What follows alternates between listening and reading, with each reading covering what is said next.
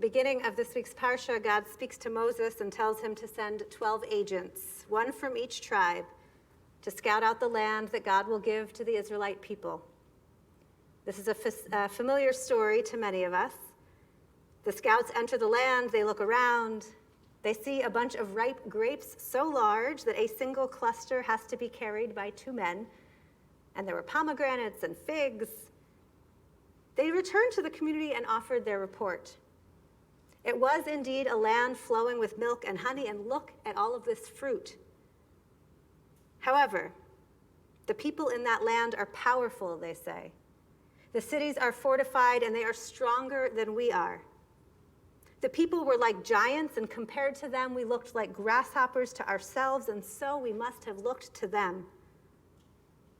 The whole community broke out into loud cries, and the people wept all night. Why did God bring us here? Anything would be better than this, entering a land filled with giants, a land where we are mere grasshoppers, a land we do not know, a place that, quite frankly, we are terrified to enter. It would have been better, they said, if we had gone back to Egypt. Oh, if we had only died in the wilderness. The whole community broke into loud cries, and the people wept all night. It feels as if we can identify with their fear and their anguish. As we read of their cries, we can relate to the sense of foreboding that they feel, their fear and their anguish about whether to continue on or turn back, their uncertainty about what to do next. As readers of Torah, we know that this is only one chapter in the Israelites' unfolding story, that eventually they will make it to the promised land, that they will live there and thrive. But they can't know that at this point. All they know is that they are entering into unknown territory, and that the reports to date are frightening. This Shabbat, it feels as if we too, as if our country, as if America is entering into unknown territory. The reports are frightening, and we are unsure of what to do next. On the one hand, we gather this evening to celebrate Pride and the progress that has been made toward the recognition of equal rights and the full participation of LGBTQ people in our society and our synagogues. And we know this didn't happen easily or without pain.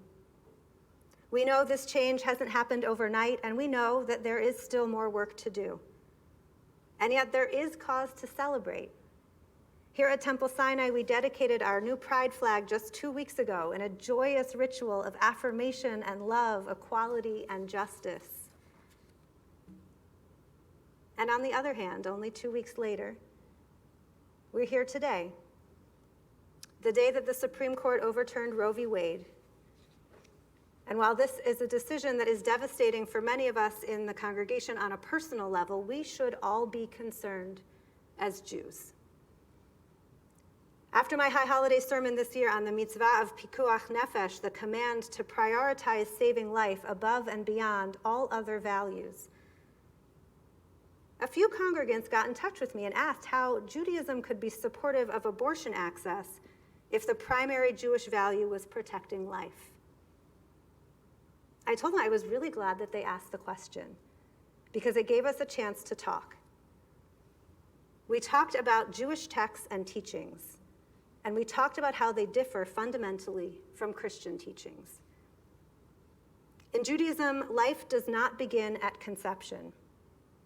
A fetus is considered part of the body of the woman, likened by the rabbis of the Talmud to any other body part. They suggest like a thigh. And Rashi, the great medieval commentator, builds on another Talmudic text and teaches that life does not begin until the head of the fetus emerges from the birth canal and a first breath is taken.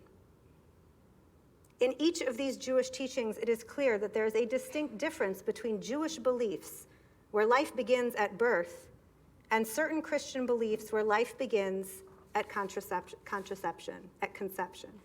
Contraception is on my mind, as you can see. This is not an easy night. So we get it. Life begins at birth in Judaism. Christian belief, not all Christians, but in many Christian traditions, life begins at conception. Furthermore, Jewish tradition from the Mishnah to the modern day argues that following on that premise, since the fetus is not a life, it is not equivalent to the woman who is very much alive and whose body is sustaining that fetus. And so terminating a pregnancy through abortion is permissible according to Jewish law. In fact, Jewish law goes even further than that and insists that in certain cases, abortion is in fact required in order to protect the life of the woman. The Supreme Court's decision today is troubling for many reasons, but chief among them is the repudiation of religious freedom that it represents. Jews living in the United States will no longer have the constitutionally protected right to seek a safe and legal abortion according to our religious traditions and beliefs. Instead, the religious views of one group have been prioritized above and beyond and over all others. As was noted in a statement issued by the Jewish Federation of Greater Metro West late this afternoon, overturning Roe v. Wade and placing American Jews in situations in which the law prohibits abortion, in circumstances in which their religion requires it, is a violation of the freedom of religious expression as guaranteed under the First Amendment to the Constitution of the United States. This upheaval of religious freedom places us squarely beside our Israelite ancestors. We too now must enter unknown territory with a sense of fear and foreboding.